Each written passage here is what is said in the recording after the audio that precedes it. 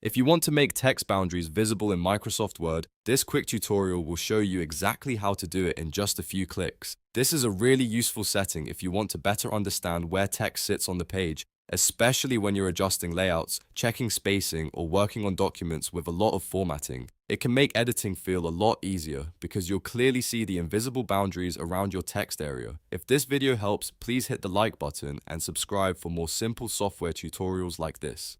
Now let's jump right in.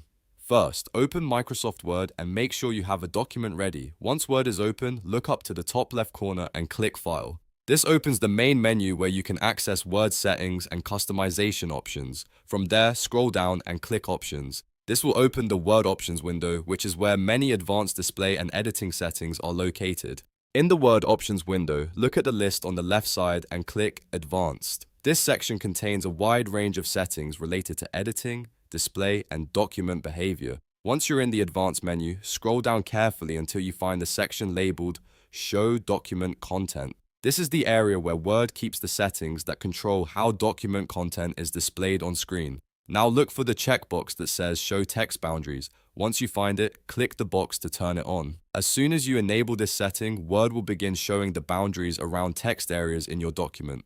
This can be especially helpful when you're trying to see the structure of a page more clearly, or when you're formatting content and want a better visual reference. After checking the box, click OK at the bottom of the window to save your changes. Once you return to your document, you should see the text boundaries appear.